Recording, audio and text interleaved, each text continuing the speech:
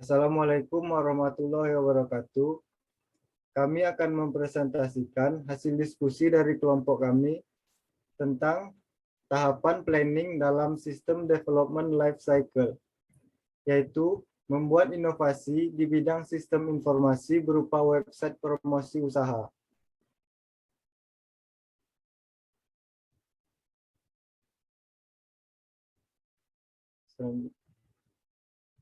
Adapun anggota dari kelompok kami, yang pertama M. Zaki Alfadani dengan NIM F1E121096 sebagai manajer proyek. Reni Anggraini dengan NIM F1E121089 sebagai analisis sistem. Selvi Ilafia dengan NIM F1E121072 sebagai desain sistem. Raihan Muhaimin dengan NIM F1E121069 sebagai programmer, dan Najla Azizah Fairuz dengan NIM F1E121077 sebagai sekretaris.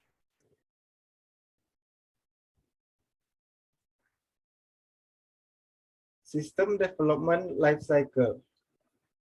Sistem Development Life Cycle adalah metodologi klasik yang digunakan untuk mengembangkan, memelihara, dan menggunakan sistem informasi.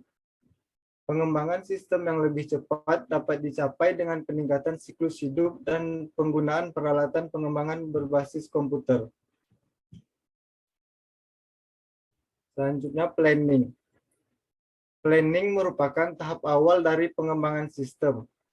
Tahap ini bertujuan untuk mengidentifikasi dan memprioritaskan sistem informasi apa yang akan dikembangkan, sasaran-sasaran yang ingin dicapai, jangka waktu pelaksanaan, dan siapa yang melaksanakan. Planning dari kelompok kami yaitu tentang membuat website untuk jasa catering, penyewaan tenda, gitu. Selanjutnya akan dijelaskan oleh Selvi.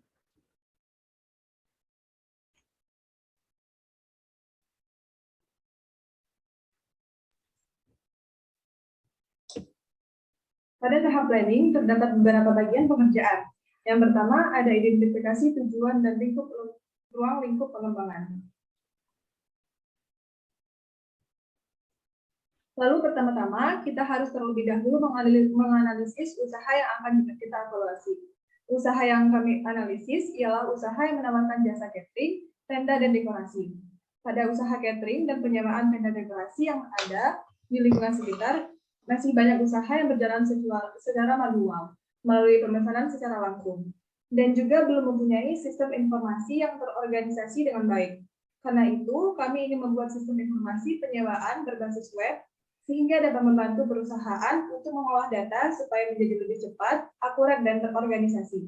Dengan adanya sistem informasi, juga dapat memudahkan konsumen dalam mengakses berbagai macam pilihan yang ditawarkan vendor, dan memudahkan proses transaksi yang dilakukan. Maka dari itu, usaha ini memerlukan suatu sistem informasi sehingga dapat membuat kinerja perusahaan menjadi lebih produktif. Dari analisis yang sudah kami lakukan, terdapat berbagai tujuan dalam membuat sistem informasi, mulai dari pendataan. Dengan adanya sistem informasi dapat mempermudah dalam proses pendataan di dalam usaha. Lalu yang kedua, promosi, yaitu dapat mengenalkan produk lebih mudah dan luas melalui website. Lalu yang ketiga, transaksi, yaitu mempermudah metode pembayaran menggunakan electronic payment. Lalu terdapat beberapa ruang lingkup pengembangan. Yang pertama ada ruang lingkup sumber daya manusia yang meliputi vendor dan konsumen. Lalu ruang lingkup pengembangan operasional yang meliputi wilayah Kota Jambi. Lalu ruang lingkup keuangan dan promosi, yaitu menggunakan electronic payment dan media website. Materi selanjutnya akan disampaikan oleh rekan saya. Selanjutnya yaitu project plan.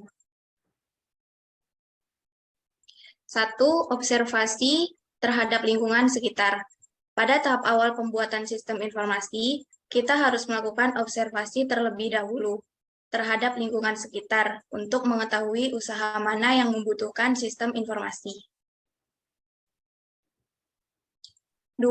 Sistem informasi. Sistem informasi yang digunakan berupa website untuk mempermudah mengenalkan produk dan jasa yang ditawarkan, serta menggunakan elektronik payment untuk metode pembayarannya.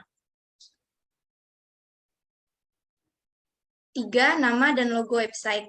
Usaha yang kami evaluasi bernama Aini Decoration. Nama website Aini Decoration dengan domain www.ainidecoration.com.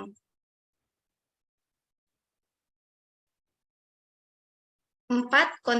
Konten website. Konten dari website yang kami buat berisi penawaran jasa, catering, dan penyewaan tenda. 5. Desain website. Membuat rancangan desain UI UX dalam web.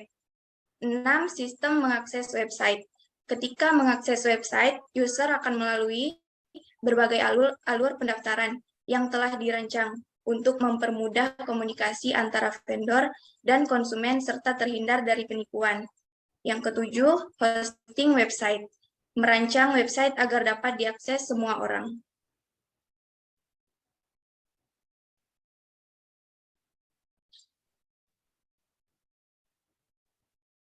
Selanjutnya ada pembentukan dan konsolidasi pengembangan.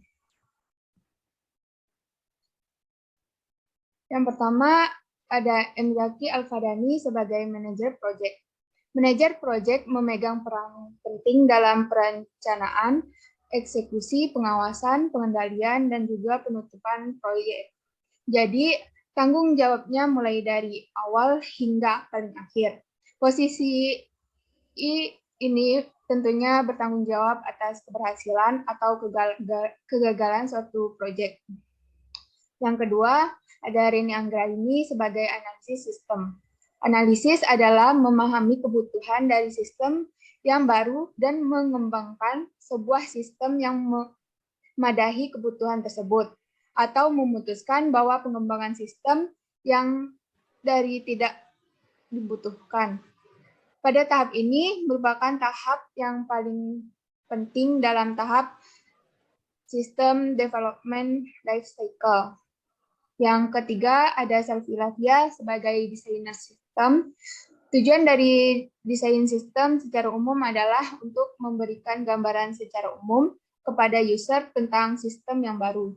Desain sistem secara umum merupakan persiapan dari desain terinci.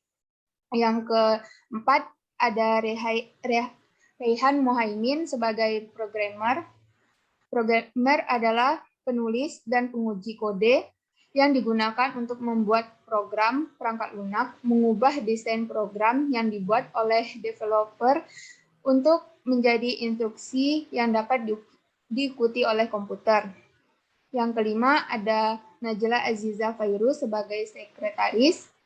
Sekretaris membantu ketua tim dalam melaksanakan rumusan rencana, program, dan kegiatan, mengkoordinasi, monitoring urusan administrasi umum dan kepegawaian keuangan, perencanaan, serta evaluasi dan pelaporan.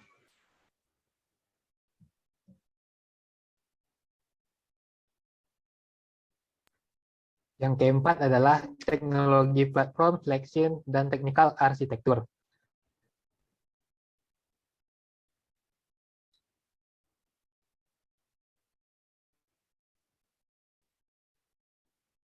Yang pertama, website.